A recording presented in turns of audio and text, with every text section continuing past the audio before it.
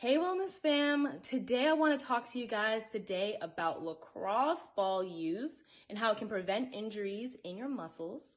I'm going to specifically focus on three main muscles that help runners, mainly because as the quarantine started, running really helped me kind of keep my peace of mind and help me work towards certain goals.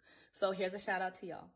So the three muscles we're talking about involves the muscles in the bottom of your feet, the intrinsic foot muscles, the hamstrings, and the glutes, the butte.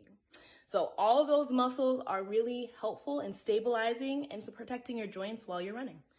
Now, it's also important to keep in mind that the lacrosse ball is a tool.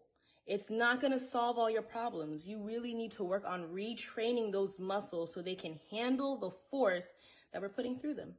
So you can either talk to your physical therapist, ask me questions in my DM, or also go to a trusted personal trainer. There's some really good ones that I know in the DC area. So if you're looking for recommendations, don't hesitate to ask. Okay, let's get started. So let's start talking about loosening up these feet. Okay, so all you do for this is you're literally rolling the ball up and down from the heel to the top of your foot. I actually have people also move inwards to get that arch. That's where I find a lot of tightness. So we'll have you just roll up and down. I only have people do it up and down 10 times, twice a day, starting out. And then as your body gets used to it, you can increase as is safe. And then you can also, for more weight, you can either shift your weight forward or you can stand up, and definitely hold on to a counter so you can put more weight and roll. Okay, y'all, onto the hamstrings. Okay, so our hamstrings, the back of the thigh, all you do here is you're just gonna put the lacrosse ball underneath, and I lift myself up and move forward and backwards. You wanna make sure you get all three hamstring muscles. So to get the inside, you just rotate your hip in slightly. To get the outside, you rotate your leg out. And if you're asking, what about your quads or the side of your thighs? I actually prefer foam rolling or using a massage gun on these areas. This one I have found helps a lot of my patients because it gets deeper, because you can actually put a lot of your weight right through it. But some massage guns, such as the Total Massage Gun, they have good attachments for you to get hamstrings deep as well. So whatever works best for you.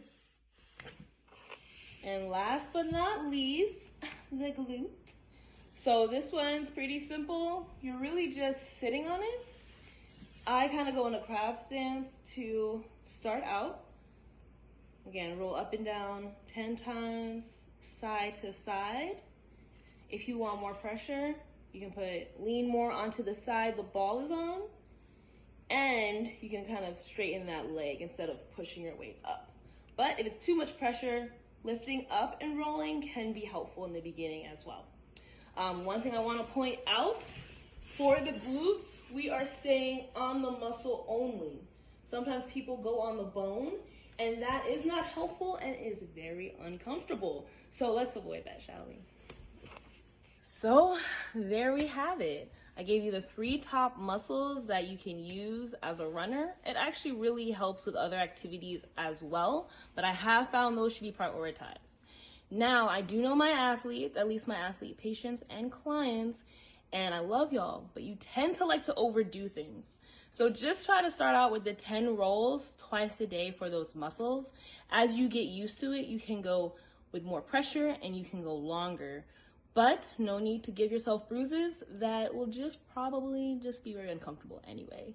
And if you have any questions about the science behind this and how it actually helps, feel free to ask me questions, y'all.